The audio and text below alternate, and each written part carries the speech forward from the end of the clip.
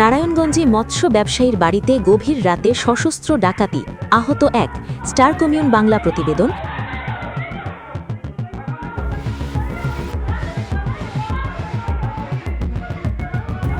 নারায়ণগঞ্জের ২৫০০ উপজেলায় এক মৎস্য ব্যবসায়ীর বাড়িতে গভীর রাতে সশস্ত্র ডাকাত দলের ভয়াবহ হামলার ঘটনা ঘটেছে।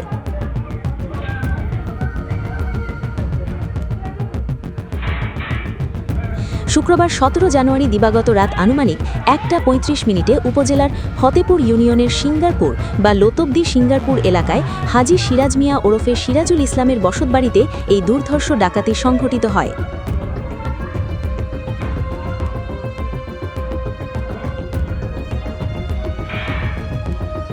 ভুক্তভোগী হাজী সিরাজ মিয়া ৪৫ বছর, ফজুল হকের ছেলে এবং পেশায় মৎস্য ব্যবসায়ী।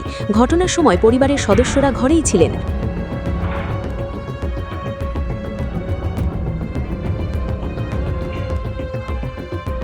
হঠাৎ ১৫ থেকে ৩০ জনের একটি মুখোশধারী সশস্ত্র ডাকাত দল দেশীয় অস্ত্র ও পিস্তল নিয়ে বাড়িতে ঢুকে পড়ে। ডাকাতরা একে একে অন্তত ৭টি দরজা ভেঙে ঘরে প্রবেশ করে এবং পরিবারের সবাইকে অস্ত্রের মুখে জিম্মি করে রাখে।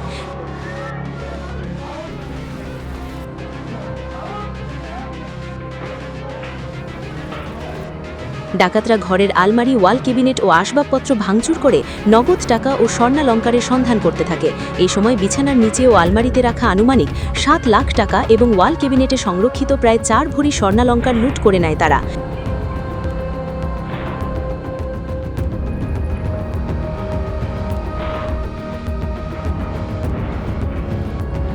পাশাপাশি নগদ প্রায় ৪০,০০০ টাকা, ২টি মোবাইল ফোনসহ আরও মূল্যবান সামগ্রী নিয়ে যায় ডাকাতরা।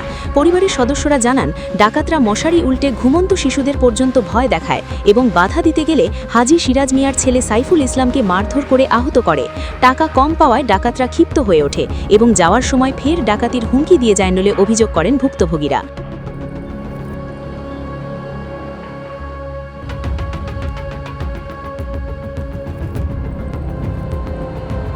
এদিকে ঘটনার ভয়াবহ মুহূর্ত সিসিটিভি ফুটেজে ধরা পড়েছে। ফুটেজে ডাকাতদের বাড়িতে ঢুকে ভাঙচুর ও লুটপাটের দৃশ্য দেখা গেছে। ঘটনার পরপরই স্থানীয়রা ছুটে আসেন এবং পরে বিষয়টি থানায় জানানো হয়।